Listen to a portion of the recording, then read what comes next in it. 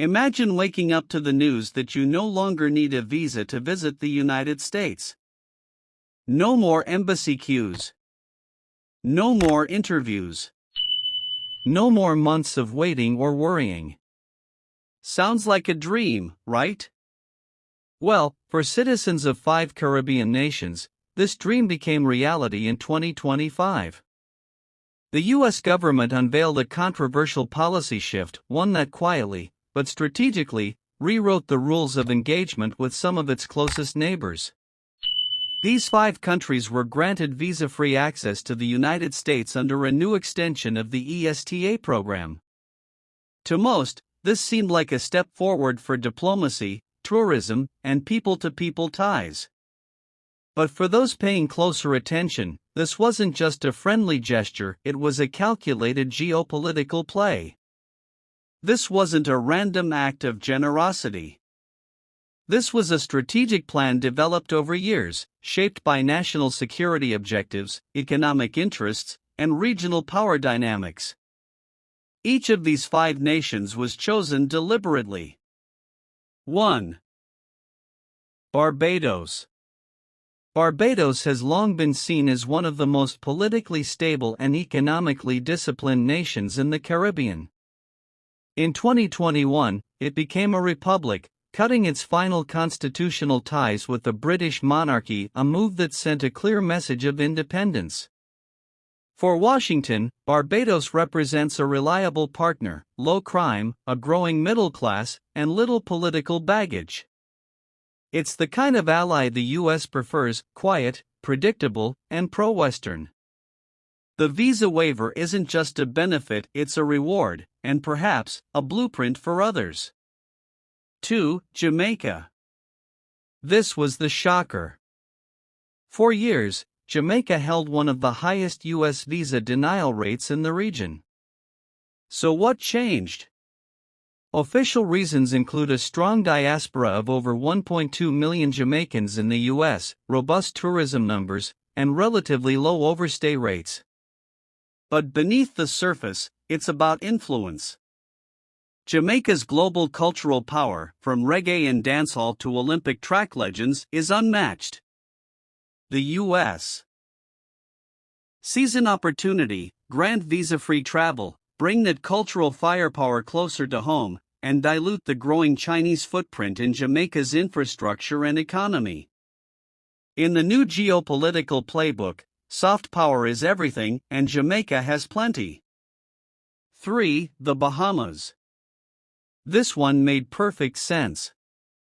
With its luxury resorts, offshore banking system, and proximity to Florida, the Bahamas is practically stitched into the U.S. economy. But this move wasn't just about tourism.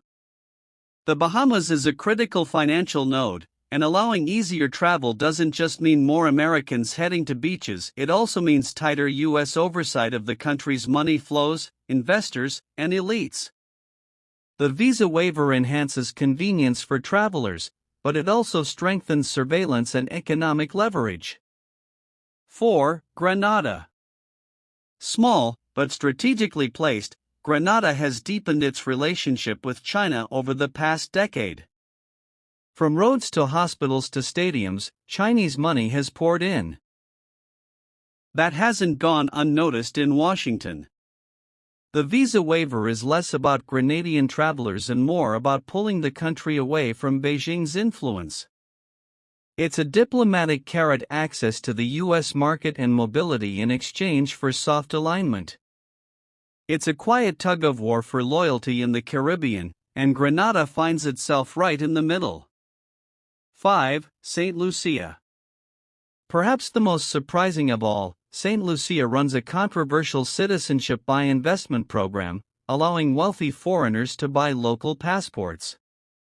While this has raised red flags globally, the U.S. has chosen to respond not with isolation, but with controlled integration. By granting visa-free travel, the U.S. doesn't loosen its borders, it tightens pre-screening, surveillance, and travel history monitoring. ESTA gives the U.S. tools to filter who enters, making it safer to deal with a country that's become a gateway for global investors, and sometimes bad actors. But what's even more revealing than who made the list is who didn't. Haiti, despite being in desperate need of international mobility and relief, was excluded. Trinidad and Tobago, with its strong economy and democratic stability, was ignored. The Dominican Republic, a longtime ally and key trade partner, remains outside the circle. Why? Because this policy isn't about fairness, it's about alignment. The visa waiver isn't a reward for shared history or regional solidarity. It's a strategic filter. A loyalty test. A tool that sorts partners from bystanders based on how useful they are in the broader game of economic and geopolitical influence. Barbados offers stability. Jamaica offers cultural dominance. The Bahamas offers capital.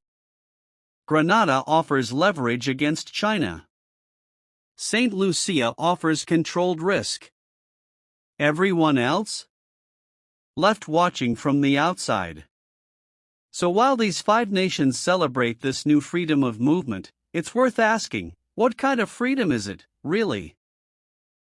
Yes, the policy allows for easier travel, but it also creates deeper dependency. Yes, it opens doors, but only to the nations that have proven useful to America's current strategic goals. Yes, it looks like a victory, but it also solidifies control. This isn't just about visas. It's about who gets invited to the table and who gets used as a pawn. If you're from one of these 5 countries, this could be life-changing. But don't forget, the same system that grants easy entry also grants easy rejection. And every open door comes with someone watching from the other side. The big question is, what happens next? Will more Caribbean nations be invited in, or will the U.S. continue picking and choosing who gets access based on shifting global interests? Let's open up the conversation. Do you think this policy is a win for the Caribbean or a power move by Washington? Should Haiti, Trinidad and Tobago, or the Dominican Republic have been included? And if you're from one of the 5 countries, are you celebrating or are you cautious? Let me know what you think in the comments. Your voice matters. And before you go, make sure you subscribe to Continental Explorer. This is just the beginning. The United States is making moves not just in the Caribbean, but across Latin America, Africa, and Asia. If you want to understand the policies shaping your future, not just the headlines, but the hidden agendas, then this is the channel for you. Smash that like button, turn on notifications, and share this video with someone who needs to see what's really going on. Stay informed. Stay alert. And as always, keep exploring.